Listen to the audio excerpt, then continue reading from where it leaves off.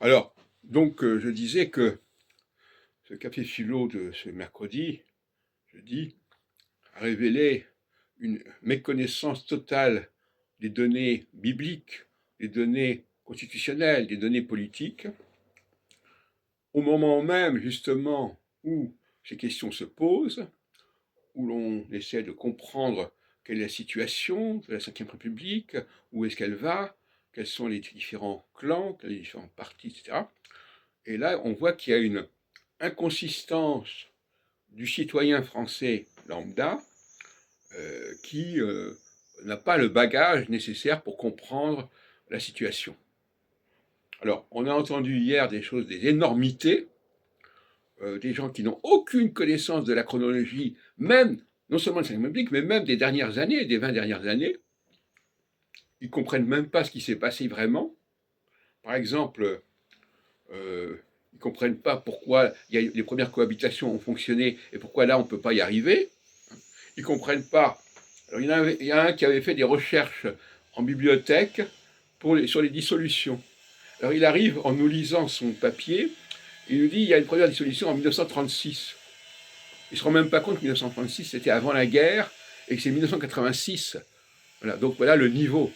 Et puis un autre, qui est une sorte de pseudo-savant, si on peut dire, qui a un certain mérite, qui jongle un peu avec certaines données, et qui nous déclare que la sortie d'Égypte, elle ne s'est pas faite vers le nord, il met la Palestine non pas au nord de l'Égypte, mais au sud, etc. Voilà. Donc on a entendu des énormités plus grosses que les gens qui en parlent.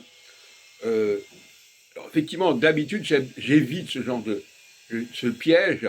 J'évite de demander aux gens d'avoir des connaissances précises, ce dont ils sont incapables, et on reste au niveau des généralités, des concepts, des notions, de la langue, parce que la langue, ils connaissent plus ou moins la langue. Ils ne la maîtrisent pas complètement, mais ils la connaissent. Par contre, l'histoire, ils ne la connaissent pas. La géographie, c'est très incertain aussi.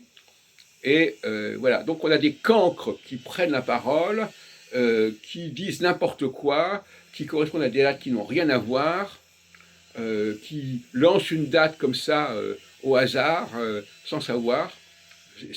Ça, c'est le miroir de la société française, je suis désolé de le dire. Aussi bien au niveau des participants à mes cafés philo, qu'au niveau de l'Assemblée nationale qui n'arrive pas à trouver un consensus. Alors des gens disent c'est la faute à Macron. C'est pas la faute à Macron.